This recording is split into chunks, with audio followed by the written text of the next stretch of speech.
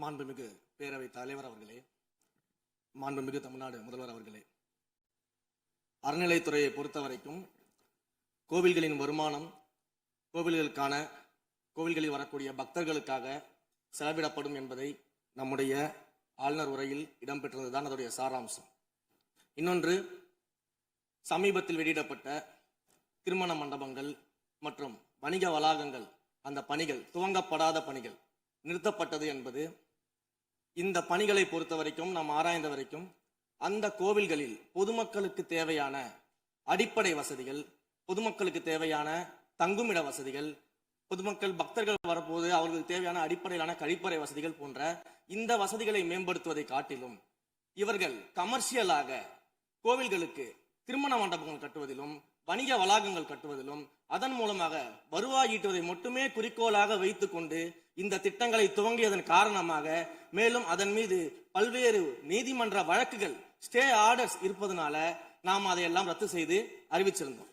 இதற்கு ஒரே ஒரு உதாரணமாக, எந்த அளவிற்கு கோவில்களை கமர்ஷியலாக மாற்றுவதற்கு கடந்த ஆட்சி காலத்தில் முயற்சி செய்து கொண்டிருந்தார் என்பதற்காக ஒரே ஒரு சிறிய உதாரணத்தை மட்டும் சொல்லிடுறேன். அருள்மிகு குன்னூரில் இருக்கக்கூடிய அருள்மிகு விநாயகர் திருக்கோயில், ஏறத்தாழ அந்த கோயில்கள் இருந்து கோயில் நிதியை பயன்படுத்தி 10 கோடி ரூபாய்க்கு 10 கோடி ரூபாய் மதிப்பில ஒரு மல்டி லெவல் கார் பார்க்கிங் வசதியை அந்த கோயிலுக்கு ஏற்படுத்துவதற்கான திட்டத்தை இந்த அரசு அனுமதித்திருக்கிறது. இதற்கு முன்னால் இருந்தக்கூடிய அமைச்சர் அவர்கள் அதை அறிவித்திருக்கிறாங்க. அந்த கோயில்ல ஒட்டுமொத்தமாக மாதத்திற்கு வரக்கூடிய பக்தர்களின் எண்ணிக்கையே 500 தான் ஆவரேஜா. அதே போல அந்த கோவில்களுக்கு அடிப்படையில கழிப்பறை வசதி கூட கிடையாது.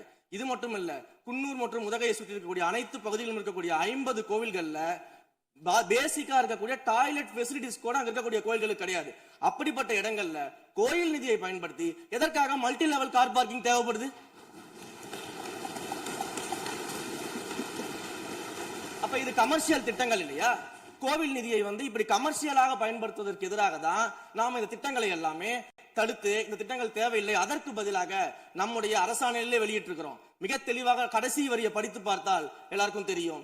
இந்த கோவில் நிதியை பயன்படுத்தி கோவிலும் பக்தர்களும் பயன்பெறக்கூடிய வகையில மாற்று திட்டங்களை உருவாக்கும் வரியை நம்ம மென்ஷன் பண்ணியிருந்தோம். எந்த இடத்திலையுமே மக்கள் பயன்படக்கூடிய கல்வி நிலையங்களையோ இல்ல இது போன்ற மருத்துவ வசதிகளையோ நாம செய்து தர மாட்டோம்னு சொல்லல. இன்னும் சொல்ல போனா, கடந்த 5 ஆண்டுகள்ல ஒன்றிய அரசின் நிதி உதவியோடு பழனியில பாத்தீங்கன்னா ஒரு சித்த மருத்துவமனை கட்டுவதற்கான நிதி உதவியை ஒன்றிய அரசு தருவதற்கு தயாராக இருந்தது. ஆனா கடந்த ஆட்சியில அந்த திட்டத்தை அப்படியே கிடப்புல போட்டுட்டு, கேட்டா ரெக்கரிங் செலவை எங்களால ஏத்துக்க முடியாது அப்படின்னு சொல்லி கிடப்புல போட்டு வச்சிருந்த இந்த திட்டத்தை நாம இன்றைக்கு கையில் எடுத்து அதை துவங்குவதற்கான ஆய்வில் இறங்கியிருக்கிறோம். அப்ப எந்த இடத்திலையுமே மக்கள் பயன்பெறக்கூடிய திட்டங்களை நாம தடுக்கவும் இல்லை, நாம யாருக்கும் பி டீமாக இருந்து வேலை செய்ய வேண்டிய அவசியமும் இல்லை. கோயில்களின் நிதியை ஒரு காலமும் கமர்ஷியலாக பயன்படுத்த வேண்டிய அவசியமும் மாண்புமிகு தமிழ்நாடு முதலமைச்சர் தலைமையிலான தமிழக வெற்றி கழகத்தின் ஆட்சிக்கு தேவையும் இல்லை.